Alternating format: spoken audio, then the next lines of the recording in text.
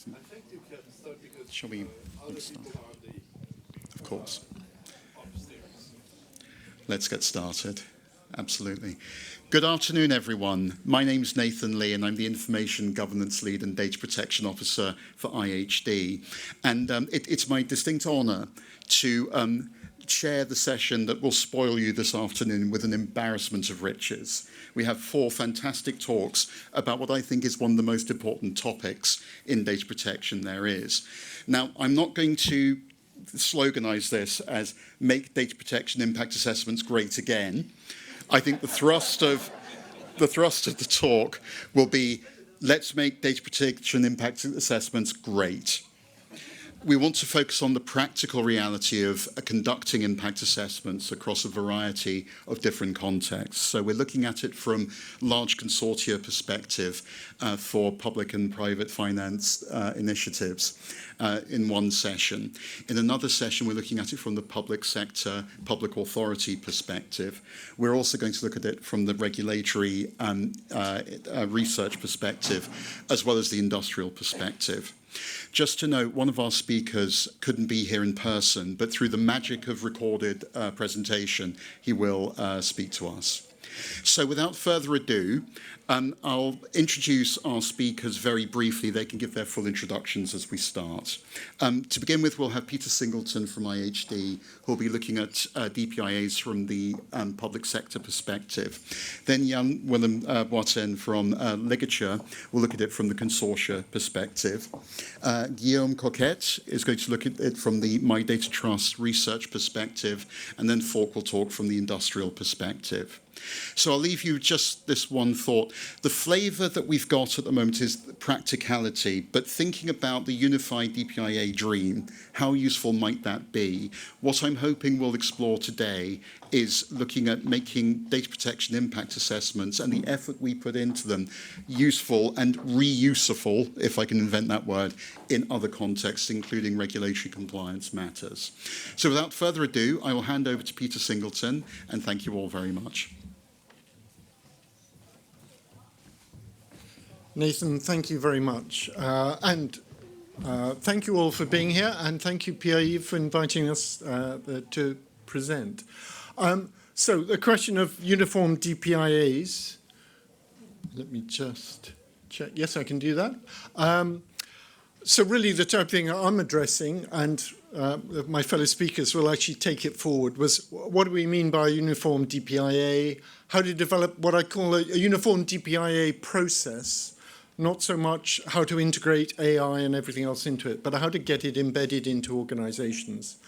And that's the key bit I'm bringing. And I think that's a benefit of perhaps age and experience is, so my colleagues will give us a more up-to-date version, but this is really implementing DPIAs really pretty much when the GDPR came in 2018, and over the next 4 years I was involved there. So what do we mean by a DPIA? I use the term quite loosely. Obviously in GDPR, it's defined, Article 35. There's the question of, I mean, we're all involved in healthcare, so it's special category data most of the time. Generally, we're dealing with large-scale data, so yes, you need a DPIA. And that's more or less what this slide says. So I'm trying to make sure we've got plenty of time for discussions afterwards, and also just keep things timely anyway. But the question is, not everything that we have to worry about in an organization is necessarily healthcare personal data. You know, there's lots of admin and everything else that goes on that may not be. So in general terms of IT projects, there are quite a few things going on, and you want to hear about them generally as the DPO earlier rather than later. And that was really my point here, was that as a DPO, you can often hear about things too late rather than early enough. So you need to sort of get it in early. So you need some sort of risk assessment. Whether you want to call it a DPIA or not, I leave up to you. But for the purposes of this, my talk, I'm talking about a DPIA as a data protection assessment, not necessarily an Article 35 one, and I tend to reserve the term a formal Article 35 or a formal DPIA when I mean a more in-depth one. Sorry, just... Generally, my experience has been that you often get to hear about a project that is of concern just before they're about to go live. Does anyone have their organisation so well trained you always hear about everything well in advance? They give you a full brief? No, okay. So thank goodness I thought it was just me. So this was really my incentive to try and do things. And the context, I was working for a large government department in the UK, just as the GDPR was coming in. In fact, I started with them about 2 months before, and they really hadn't started doing anything much in terms of getting ready for GDPR. So it was a little busy to start with. But I had at least had experience of doing sort of privacy impact assessments for the Department of Health before. So I had some idea of what to do, but it took a little bit to sort of then formalise it to make it, if you like, Article 35 compliant, rather than just be worrying about privacy in broader ethical terms. I took the UK, the Information Commission's Office template, and added a few tweaks, because in England, there are some confidentiality and medical records, legal aspects that you can take into account. I mean, broadly speaking, if you're GDPR compliant, you're compliant with most things. But it was the few things that were perhaps touching more on the ethical side rather than the legal compliance that I wanted to cover as well. So I put those in, and much of that was really about trying to make sure people were transparent, even if you didn't have a formal GDPR requirement to be transparent. So the basic approach I took was really almost sort of 3 stages, if you like. Trying to be as lightweight as possible, to have almost a checklist. Are you doing something that is so routine or straightforward? Perhaps it's already covered by a DPIA or something. Really to just get people to say what they were doing. I've rather glossed over as the first line there. First, you need a summary of what is proposed, a project brief, including a meaningful data flow diagram, and a note on the purpose and supporting legal basis. I'm sorry, I have glossed over a huge range of sins there. Again, I'd probably say, have you got everyone trained so they know exactly what to tell you? I usually find people come with sort of, well, we're just going to gather some data and do this, and it'll all be wonderful. And you're going to say, yeah, so exactly what sort of data is it? Oh, it's nothing much. And before you know it, you uncover something that is really quite horrific. So I'm glossing over that bit, and I personally haven't found a solution. If you have, I would welcome to know about it.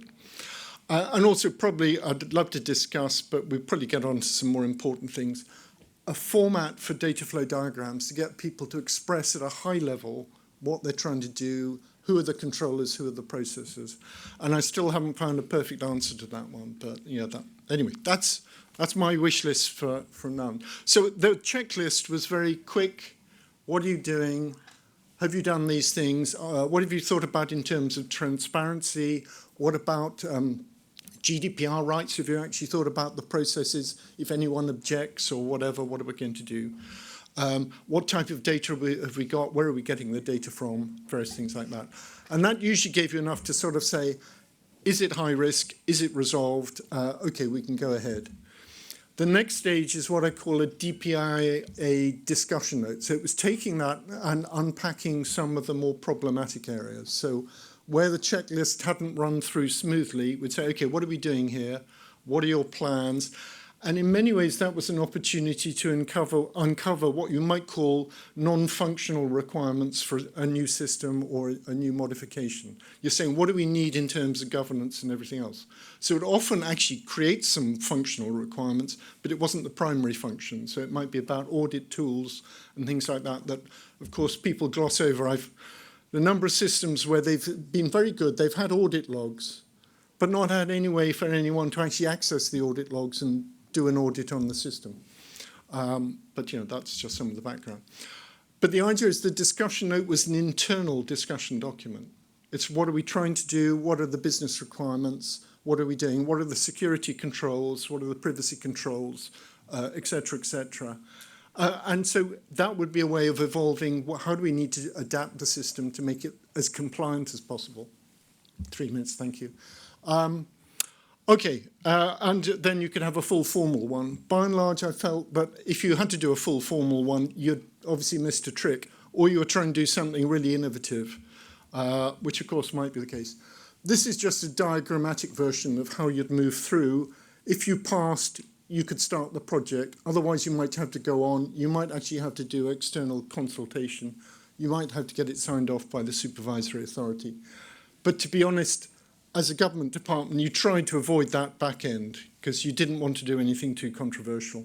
Commercial organisations might be wanting to do something that would require that sort of thing. But fortunately, I didn't have to do that. So the whole question was, okay, this is a nice design of a process. How do we embed it in the organisation? We didn't want the IG staff or the data protection officer to be involved in every project at every time. And this was really a question of trying to embed it as part of normal working practice. And this is where it was really, the approach was to try and build it into the IT project management. So by and large, if something needed to be done, the IT side of things got to know about it. And if we could embed it there, so we got to know about it as soon as possible. So the idea is the DPIA checklist should tie in really at the point of the project proposal. Wishful thinking, perhaps, but at least it was there. As we got to the outline business case, that's where we want to have the discussion note, because we can actually clarify what's possible, what should be phased in, and at what stage, and that would actually help develop the full business case. But the key thing is the discussion note was a living document. It changed, it adapted, until finally we got through. Now, of course, if we needed to do a formal DPIA, then we'd actually generate a formal DPIA document that might go out and be transparent. Again, being a government department, there was a possibility there might be a freedom of information request, which we have in the UK, asking to see a DPIA over some particular thing. So we might have to need a sort of tidied up version, even if it wasn't a fully formal one. Okay. So the main benefits here really was getting us involved early, getting it to be part of the, just the way we did business generally, even if we were a government department and business wasn't necessarily our prime focus, but at least making it work well.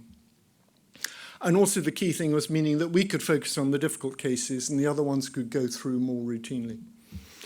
And I think that is it. So I shall pass over to my colleagues. Well done, Peter, and you ended on the 1-minute warning as well, so nicely done. You did, and you did. That helped. Absolutely. Thank you so much. Jan Willem, would you like to take the stand? Thank you.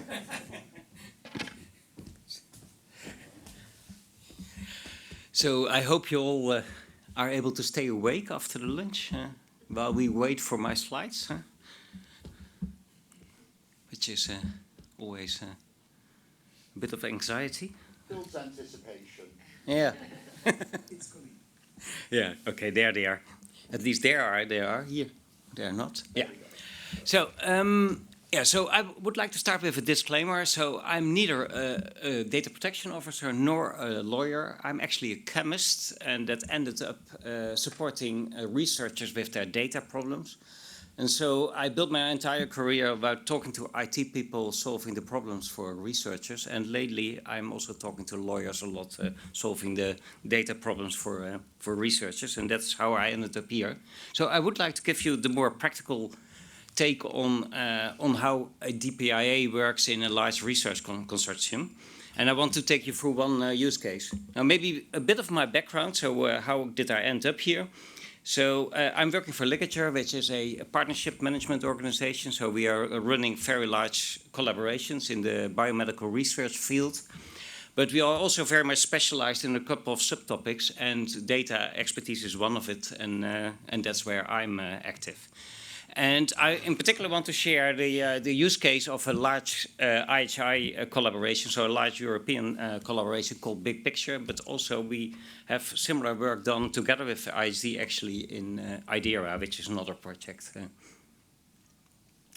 And in order to present the use case, I also would like to introduce you a bit to Big Picture. First of all, because it's needed to understand what we did, but also maybe because it's a fun project, you would like to know a bit more about it. So it's about pathology, and pathology is really a art nearly. So you cut some tissue from a patient, you put it on a paraffin block, then you put it, you color it with ink, a special kind of ink, and you put it under a microscope, and then you can diagnose, in particular, cancer, but also other diseases. So it's a very important part of the hospital workflow.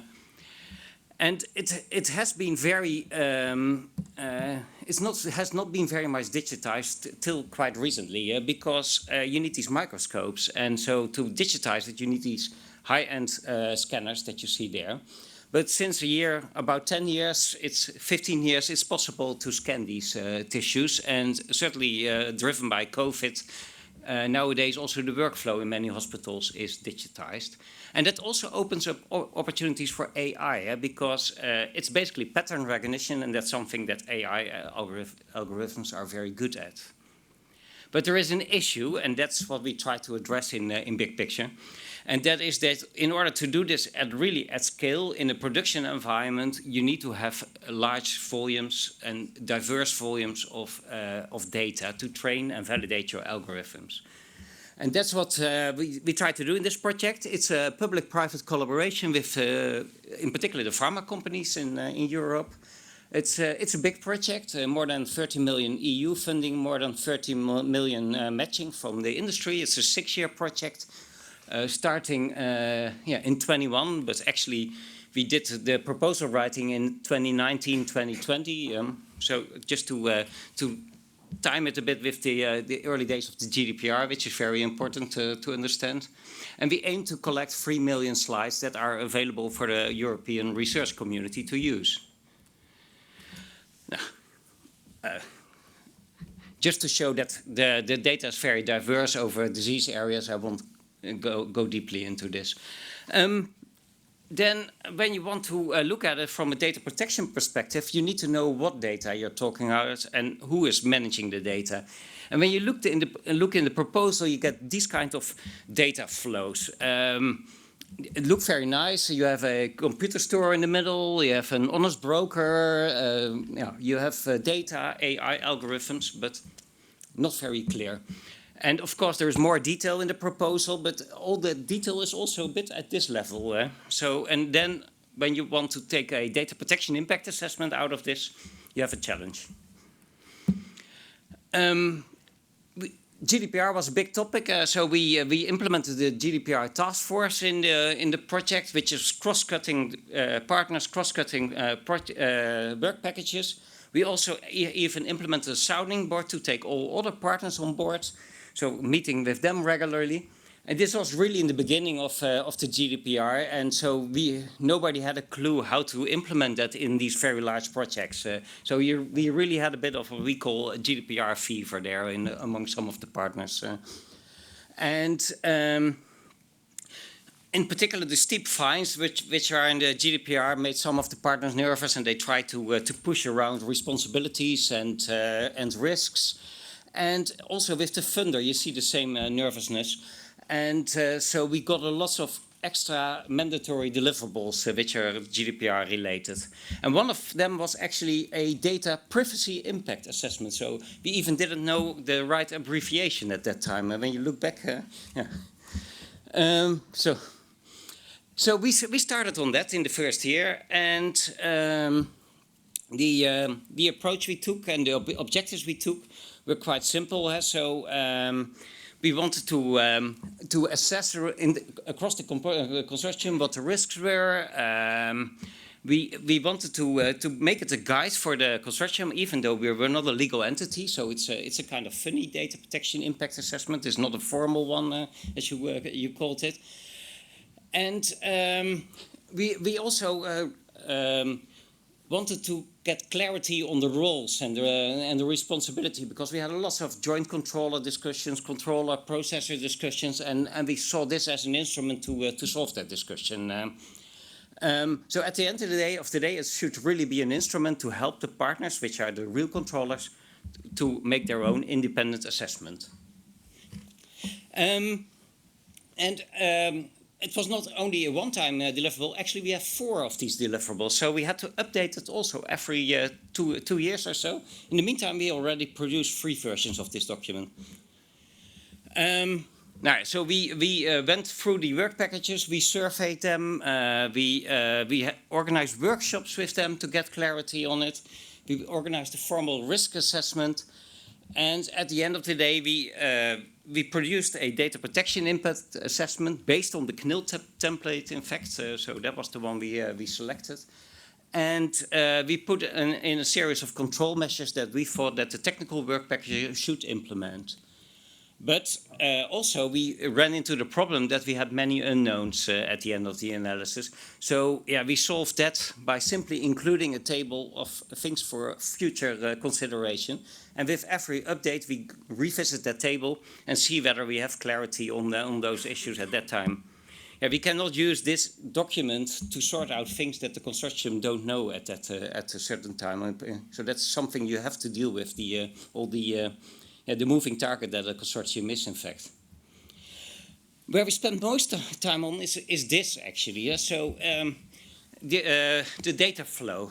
And it's at the end of the day, it looks really simple, but you had endless discussions. So it starts with, okay, we have the data. So are you going to produce data for a big picture? No, it's for secondary use. But by the way, we might, and then they come with all kinds of exceptions. So it's impossible nearly in such a big consortium with 45 partners to get clarity on these very simple things.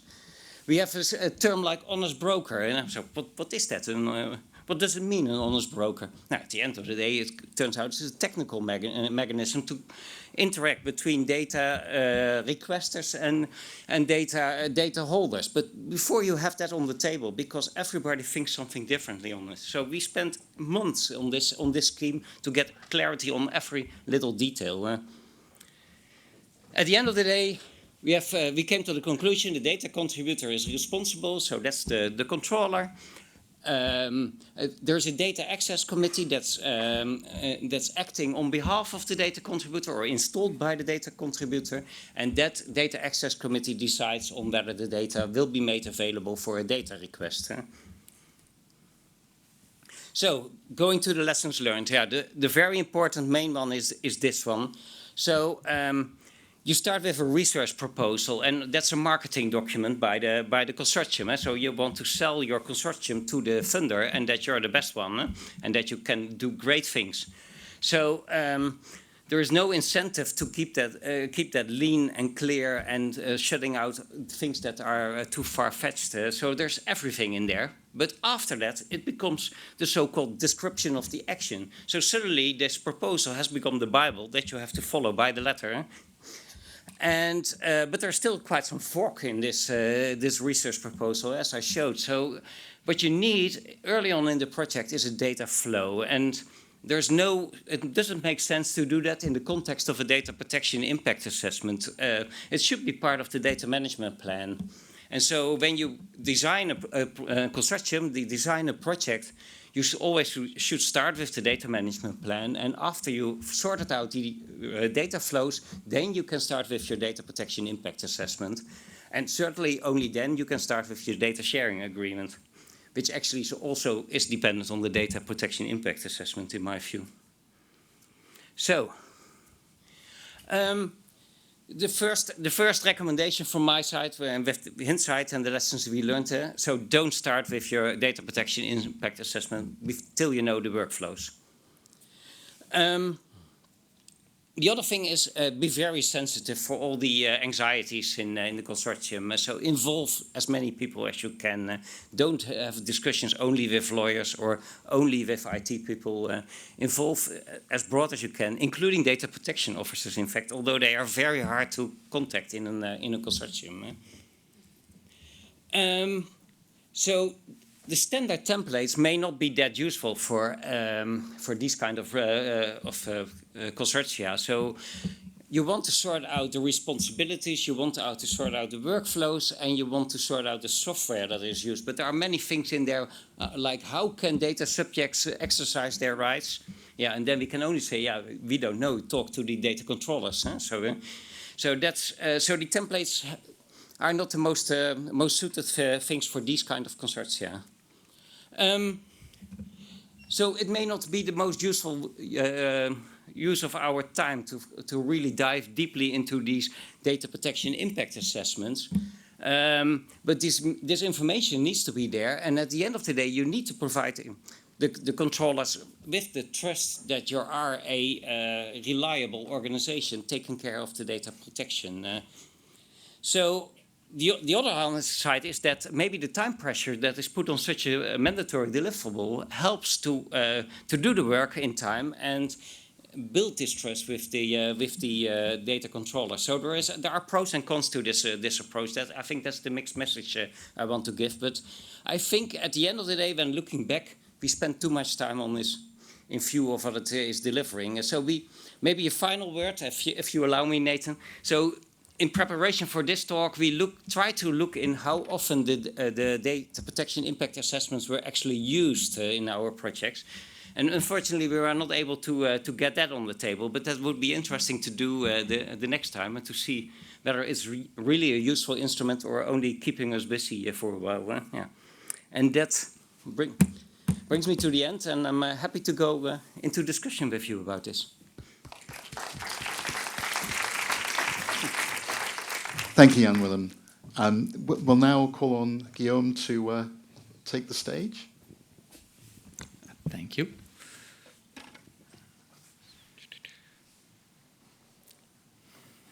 Same anxiety. Yeah.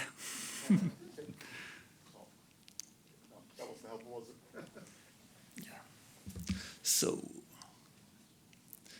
I will start by introducing myself. So I am Guillaume, I'm working for MyDataTrust, and as Jan, my background is not legal at all. I've studied life science. I was working as CRA, so CROs were my world before that.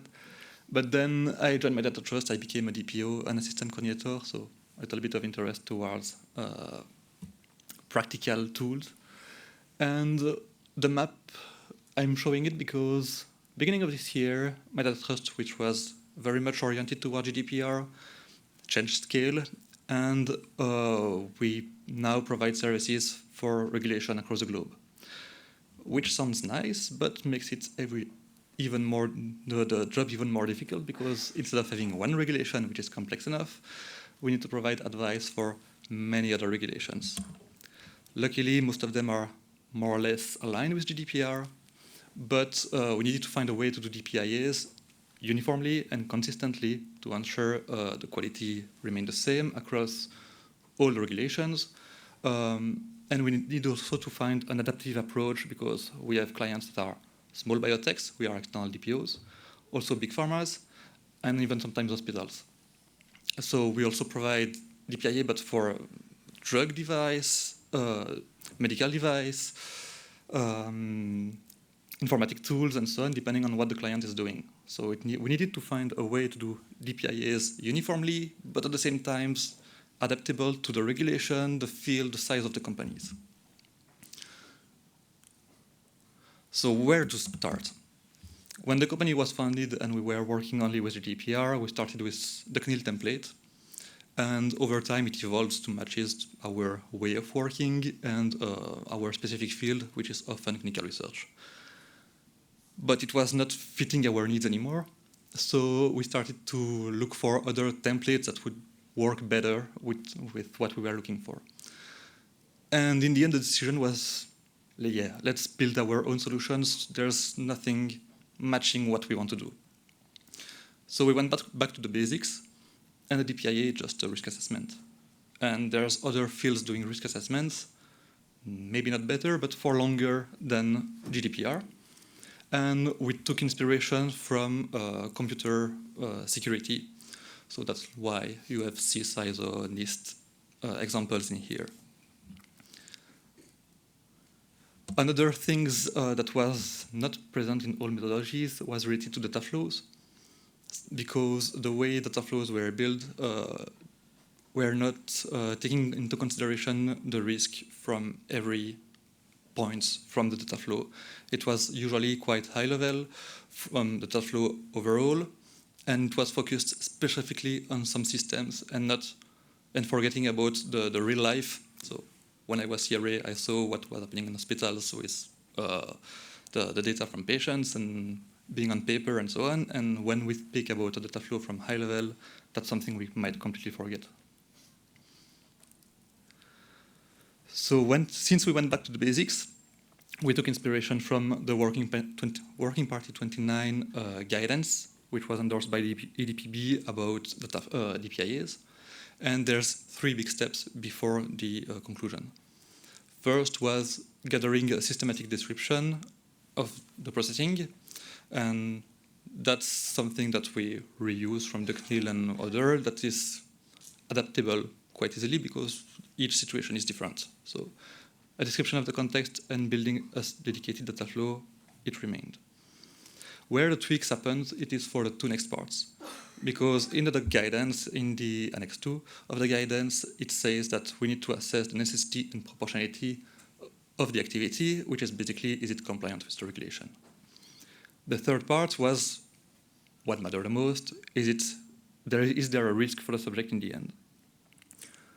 And our approach was to say, okay, those are 2 risks actually, so let's consider them as risk in terms of compliance or risk for the subject. But we can use the same methodology, which is our life, and makes it clearer to explain to clients and to clinical teams.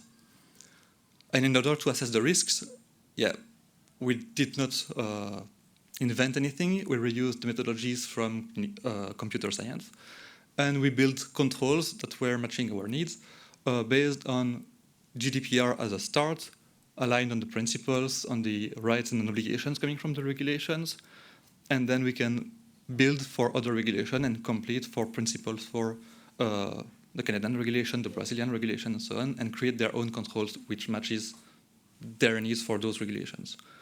And in the end, we have the measures, so how the company achieve the controls.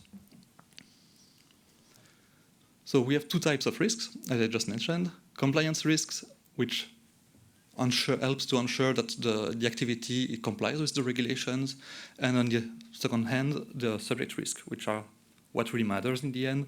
How are the data protected for the subjects? For the controls, we created our own library of controls based on the principal rights and obligations for each regulations, and that's a work which is still ongoing. But let's take an example. For privacy incidents, one of the controls associated, it is the organization detects personal data violations.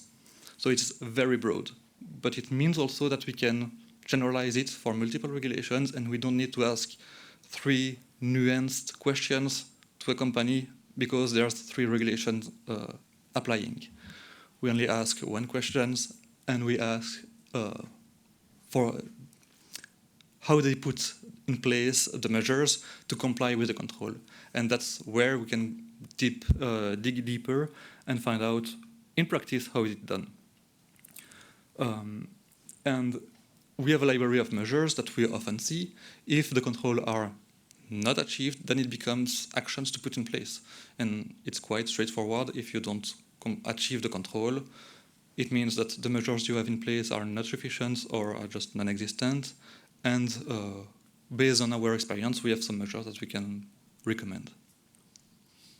Yeah. So what are the benefits in the end? It's that we have a meaningful risk assessment based on a data flow which is detailed enough to not forget little parts, and relates about all regulations that we need to comply with without redoing the same exercise several times. You don't need to redo a DPIA for Canada, then another one for Europe, then another one for Brazil. You do it once, and it fulfills the criteria for the 3 of them at once. And though, the methodology we found until now, we can apply it uniformly across multiple regulations, which is one of the first goals. Since the controls are broad enough and the measures will be very the specificities for companies, we can reuse the control across any company type and size. And we avoid redundancy to redo DPIAs over and over. And that's all for me. Thank you. Guillaume, thank you so much. There's always a risk when sharing, you get so involved in the material, you forget you're sharing, and you've got to keep an eye on the time, and so forth. So with that in mind, we'll move to our last presentation, which will be through the means of recorded video from Falk Bohm, who kindly recorded this for us. He apologises for not being able to join us. So if we can get the video running, and whilst that's going on, I wanted to thank our colleagues Winnie and Eric in the booth who've been handling all the technical matters really very beautifully. So far, so good and smooth. I don't want to jinx it now because we've had a bit of trouble with the video, but hopefully it'll come on in place. But yeah, exactly. Round of applause for Winnie and Eric, please. Thank you.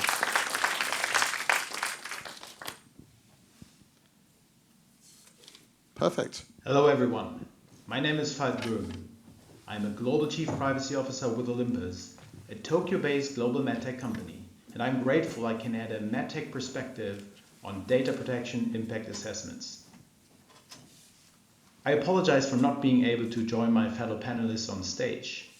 For organizational reasons, I'm sharing my input remotely and I hope this presentation does the trick anyway.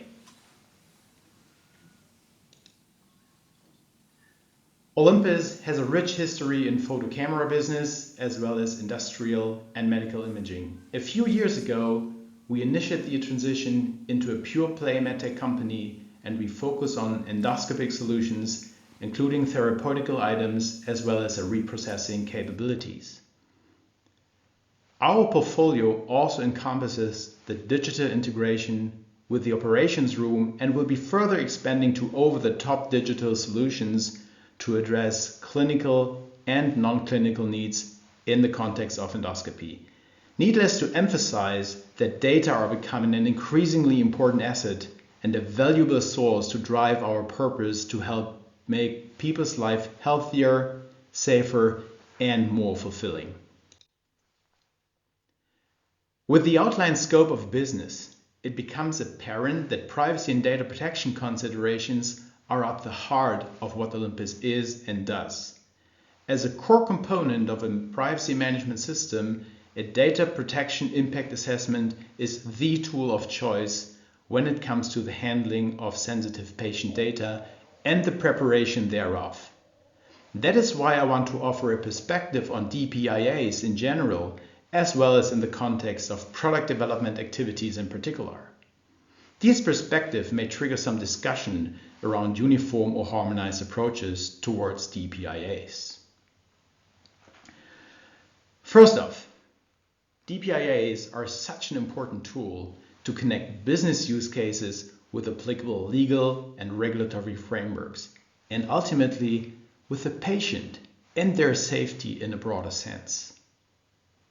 I wouldn't know how to better advocate for patient safety in the context of privacy than through a data protection impact assessment, at the heart of which sits the affected individual, which is the patient. On the other hand, and with a risk-based approach that is partially introduced through GDPR, the DPIA yields opportunities for flexibility, appropriateness, as well as a common sense approach towards the implementation of privacy. In any case, the DPIA, if well implemented, produces actionable business outcomes as it mandates concrete technical, procedural, or other controls and safeguards to be implemented that protects the patient and their integrity. This all is just to highlight that the DPIA is not just a check-the-box exercise, but an impactful tool to drive patient safety, or more precisely, patient privacy.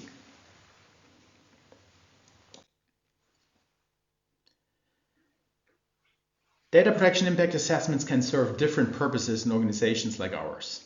They primarily inform corporate data protection risks, which, depending on their gravity, could end up as enterprise-level data protection or privacy risks. Large-scale enabled talent acquisition activities without proper human intervention and other controls could be an example. Similar to the utilization of a third-party cloud infrastructure without any means to exercise accountability effectively for any data processing deployed thereon. Now, nuances become apparent when it gets to DPIAs applied to the development of products and services, which are subject to quite a dense legislative regulatory framework and industry best practices. A relevant risk that is not identified and/or well managed may create material product deficiencies, quality issues that may lead to an inability to market the product. So all of a sudden, the proper implementation of DPIAs create a direct commercial impact. In other words, a data protection impact assessment, properly carried out and implemented where applicable, is a value enabler, let alone for secondary personal data use cases.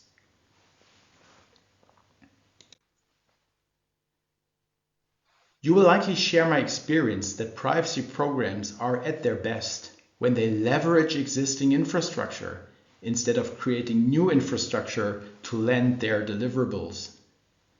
The quality assured product design and development process provides for exactly this leverage.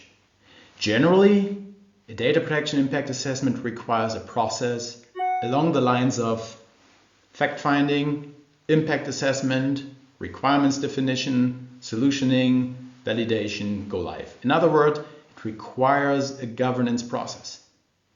A standard product design and development process is flexible enough to facilitate exactly those stages.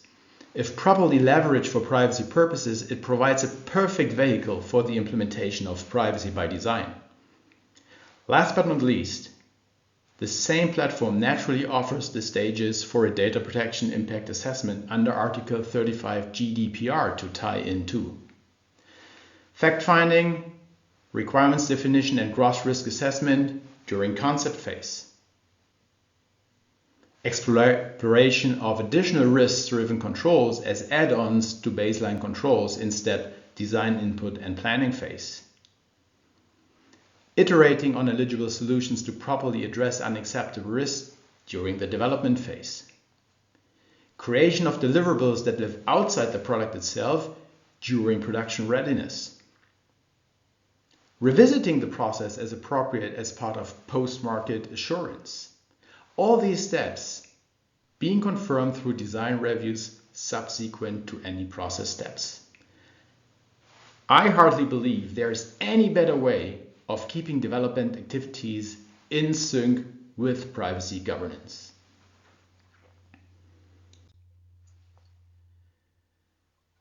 To the extent and within the scope of medical device development, all these steps form part of the quality management system under the medical device regulation, which triggers the integration with the QMS according to ISO 13485, as well as a holistic risk assessment pursuant to ISO 14971.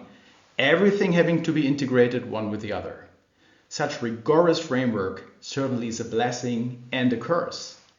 It is a blessing to the extent that the nature of the quality management system not only ensures the documentation of the privacy governance, but also the creation of the transactional record as part of the design history file. So, documentation of the DPIA is intrinsically guaranteed.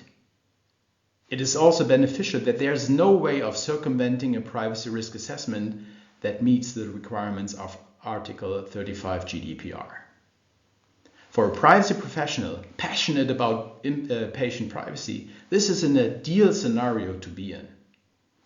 On the other side of the scale, you're entirely subject to the QMS, how it works, how you implement changes, how it is documented, as well as the tooling being used. There are actually quite some limitations towards the harmonization of the DPIA outside the QMS. To sum it up, the hospitality of the QMS to host privacy by design and data protection impact assessment comes at the price of the flexibility or non-flexibility of the QMS itself. Speaking of flexibility, however, I am grateful for the flexibility offered by Article 35 GDPR in terms of the design of a DPIA. With just a few cornerstones legally defined, together with some expert knowledge on risk management, the law gives us what is needed. And I wouldn't necessarily call for any higher level of harmonization there. Well, I hope that these few thoughts resonate with you and help shape the further discussion here on the panel and in the audience. Thank you so much for your attention.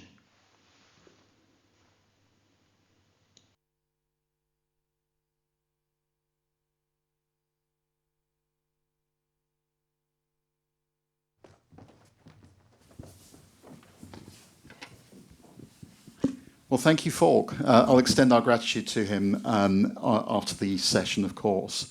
So our panelists have rejoined the stage, and I'll stand apart just so I can do some mic running and see anyone who's got their hands raised. But before I turn to the audience, I have some questions brewing whilst I just reflect briefly on the presentations. I think one overwhelming thing that struck me while we were talking was, as much as we're looking at a uniform DPIA template to help harmonise our efforts and ensure some degree of quality in what we do, it became increasingly clear to me that perhaps a unified approach, a unified process may be what we want more. And I just want to put that back to the panellists very quickly. Do you think that's where we might be able to share our knowledge, our experiences best, and to try and integrate the differing templates that exist, sometimes by regulation, in the DPIA process? And I might go to you first, Jan Willem, if I may. Any views on that? I may not be the best person to ask this because I don't have much experience with various templates. But obviously I agree that a process should be in place because, as I showed, we spend so much time on the workflows while, when you think about it, that should have been done at an earlier stage. And actually, we also try to do that in later projects, and we seem to be becoming increasingly efficient in this. So very much agreed, but no comments to the template. No problem. I think it's your recognition of where the DPIA may best sit. But Peter, thinking about your wish list as well for a kind of formal data flow diagram specification, potentially. What are your thoughts on that curveball I've thrown you all? One, I wish we had one, but I think Jan Willem's presentation also showed that we all have different ways of showing different aspects of it. And I think it's trying to find out what key elements we need. And I think a lot of it is about that controllership-processor relationship. And so it's got to be at a level where you can say, okay, who is the controller at which point? Because I've certainly had discussions where just someone saying, well, the sponsors are the controller for everything. And I'm going, well, no. There's, at certain points, certain processes, yes, they may be specified, but there are other bits where they've got no control over it. So I suppose my wish there is for the controllership. I think, though, probably every organization or type of organization tends to have to tailor their DPIA template or process to the way they work. Rather, as I think we all touched on, we may have taken some sort of fundamental choices about whether we adopted a DPIA template or took a risk-based approach because that was the best way of integrating it. So I think where we start from may vary. I certainly found it quite tricky looking at the different DPIA templates offered by the different supervisory authorities because they were radically different, even in terms of what were considered high-risk activities. But it was one of the reasons we took the ICO one, because they had 10, whereas I think CNIL only had 9 and some other people had 8. And so I think, again, that's part of the choice. I did find, and sorry, this is my background, I originally trained as an actuary, which is sort of a financial statistician. I found their idea of assessing risk on simply high, medium, low as being woeful, but I mean, they were equally woeful. I never found anyone who had a more sophisticated approach, but I tried to introduce that, but that's another story. But I don't know if that answers your question at all. No, it does. My sense is that it's important to explore these issues, these difficulties in particular, because I like the word you used there, choice, in terms of template. I think we feel very imposed upon to choose a specific template and then work with it. It may not be the best one. It may not be the most malleable to our specific use and needs. So I think it's important to bear these aspects in mind and to be honest with ourselves about where things aren't working. So before I turn to the audience, Guillaume, did you want to add anything on this point in particular? Your insights were very good in terms of exploring what companies had done for real. Yeah, as external DPO, we mentioned that connecting a DPIA with a systematic approach actually did not work for us because we need to adapt to the situation. We have huge companies and we have companies with 3 people. We cannot have the same approach and have the same requirement to discussing with QA department and so on because sometimes it just does not exist. And we need that flexibility and adapt. And yeah, with my presentation, I tried to show also that we needed to find a way to and have an adaptive solution for any situations. Absolutely, absolutely. So I need to turn to the audience now to see if there are any questions. I've got one here. Joel, let's run up without tripping over. Thank you for an interesting presentation from all of you. Given the different perspectives and different kind of organizations that actually performs DPIA, my question is the following. How can DPIA outcomes be communicated in a way that promotes transparency and trust across different parties? Bear with me, but I know from the pharmaceutical industry how sensitive things can be. So that is my question. How do you do that? And does it make sense? My question, first of all. You want to take that first, Peter? No, I think it's a very good point. I've been all there for transparency as much as possible across the board. The tricky bit, though, I think quite often within most organizations, you'll have a huge range of different projects doing different things. And if you publish a DPIA for everyone, it could be advantageous if you're not that keen on transparency, people can't see the tree for the wood because there's just so many, you don't look for anything. But I think if you're doing anything major, or that perhaps you should have a DPIA saying a general trend of business, so running clinical trials, this is what we're doing generally with clinical trials, rather than each clinical trial having a published DPIA.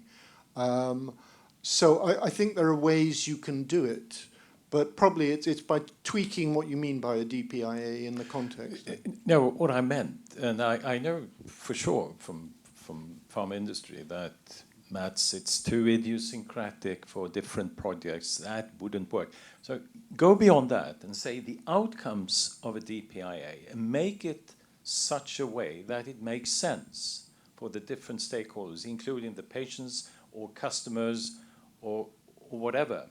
I do believe that is possible, and that would be a good thing in order to pursue the thought that Nathan was saying, making DPI great. We'll have that on the T-shirts, I think. Yeah, so our case may be a bit the odd one out. But for us, the DPIA had the entire DPIA process, I would say, maybe more than the document, had certainly very tangible outcomes and that we could work with. And so, first of all, we published it across the consortium so that DPOs could use it for their own internal process and to help raise the understanding of how we organize things. But secondly, a number of control measures came out that were considered as essential and that were implemented by the technical work packages that we had. And thirdly, and maybe most importantly, we finally got clarity on the controllership in the consortium, because when you have the entire concept of a processor controller, that doesn't work very well in a large-scale consortium where you have 45 partners. It remains fuzzy when you are not very careful. So and this DPIA very much helped to get clarity on that, and we could translate that into a data sharing agreement at the end of the day, which was very tangible and very clear. Yeah. Absolutely. I like the idea of having a transparency aspect to it as well, to make it digestible by all the stakeholders. Thank you. Any more questions from anyone? Keep in mind. Oh, over here. There you go. Thank you. I'm trying to escape the lights, and I'm failing miserably. You go, and then...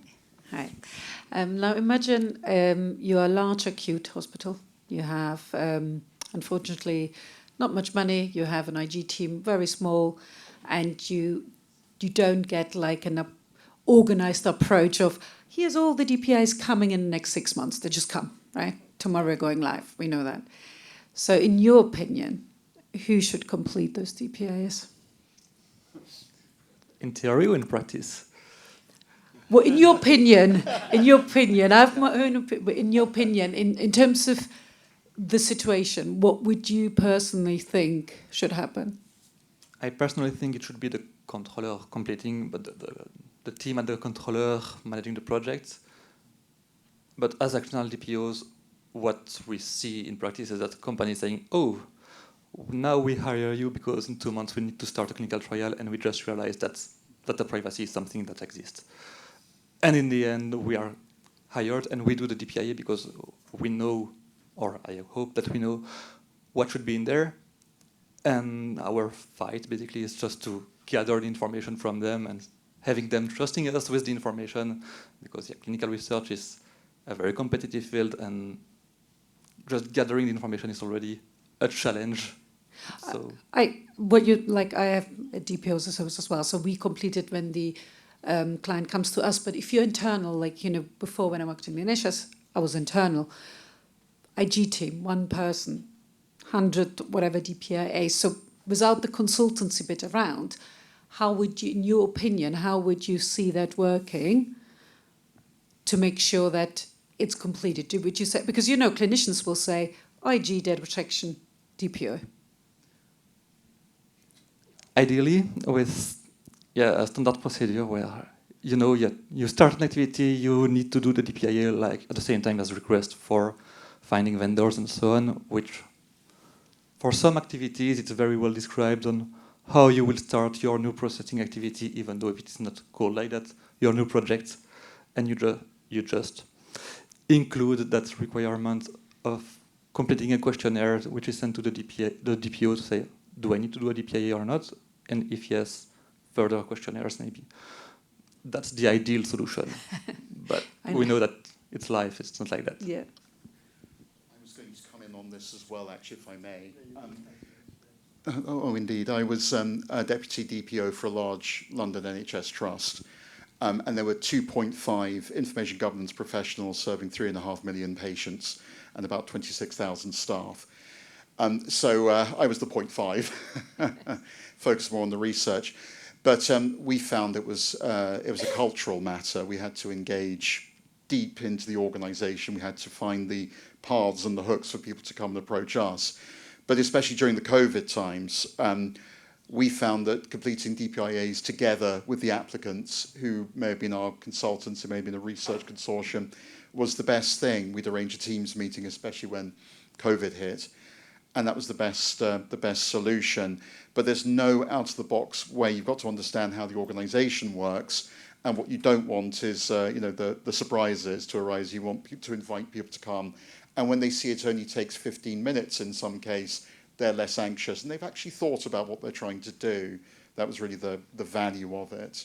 And that's something to instill in the minds of the risk owners, in effect, the risk management system and so forth, but also making sure that the information governance professionals feel supported to engage at that level as well.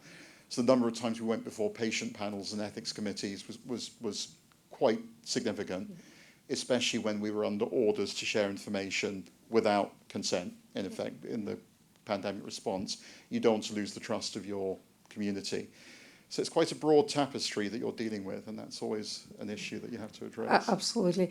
Would you agree that the information, so in the UK specifically, because we had the CSIROs and all of this, would you agree that whilst cultural challenges remain high, when you see all the other countries, would you agree that the information asset risk management approach, and if you have information asset owners, does help us a little bit more than some other countries who don't have that?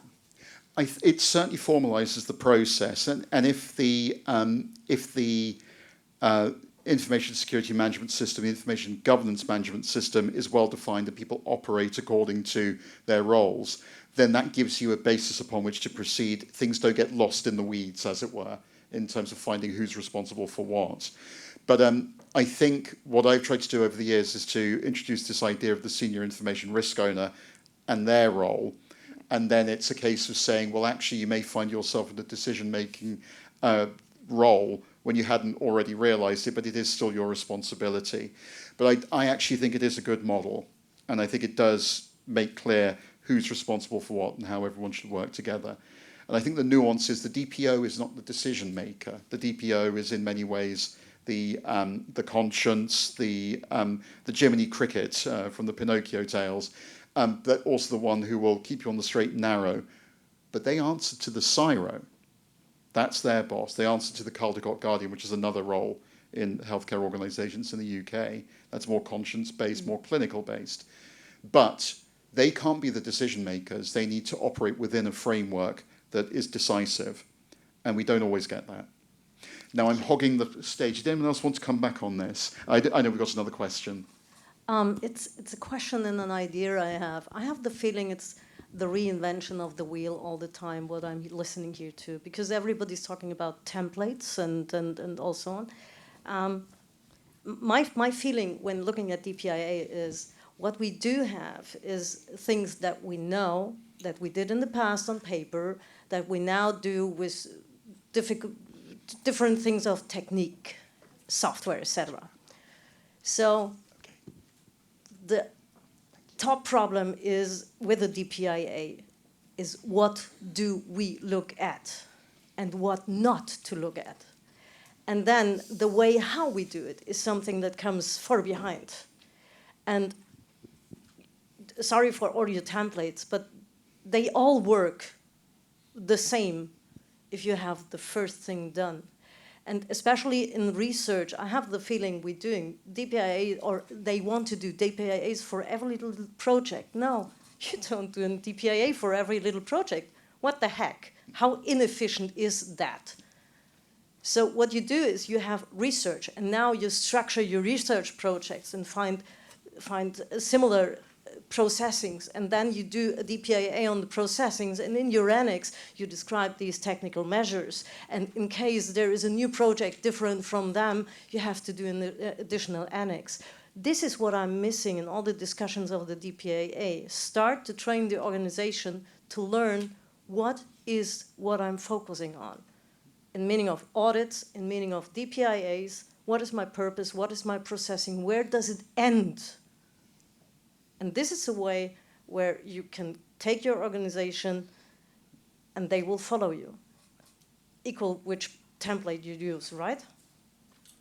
It's very much about, I think it's very much about if you can have a generic DPIA, usually for an arm of the business, a type of business, it's occasionally where you can get ahead of the curve by saying, look, we know we're doing this, we'll do, if you like, a broad DPIA. If we're doing something weird within that, then okay, we focus, take that, sharpen it up for this particular case. You want generic ones. Certainly the government department I worked for collected data from general practices. So over about 2,500. And in theory, they were supposed to, each of them, generate their own DPIA. And what we were experiencing when GDPR came in is they all suddenly went, oh, well, this is too complicated, we'll just stop sharing data. So we produced a DPIA template about what we did and what they were doing, but focused on their controllership responsibilities. The bits that we were doing would explain what we were doing, but it wasn't their risk.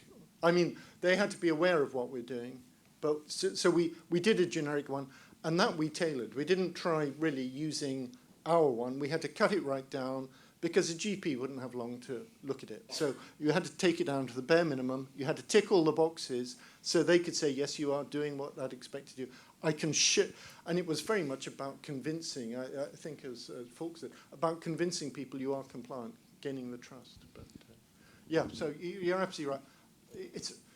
There's too much to talk about in many ways. But yeah, if you can, I know. It's a bit sort of divide and rule. If you can do it at one stroke, then do it. You know that. Ladies and gentlemen, I'm so sorry. I've been informed by both our senior Revels owners, if not information risk owners, that we must stop the session because we're over time. Thank you all so much. Thank you to our panelists for all their insights. And this is certainly an area we can continue to discuss. It's the core of what we do. Now it's coffee. Thank you. We were quite well. We've started so far into the session. Thank you all so much. Yeah. Yeah. Thank you. Well done. Yeah. I will have to look also here other session. At the end of Europe. Oh, no, we're all set. So thank you, Louis. Thank you. No, wonderful from all of you. Thank you. That's Yeah, I'm going off. Yeah. safe journey. Yeah. Yeah. Yeah. I'm looking forward to your beer. Exactly. I think it's more than one beer. The interest. We'll share the beer. Yeah. Okay. Yeah. Yeah. Safe journey. Let me know how it gets on. Yeah. We will see you.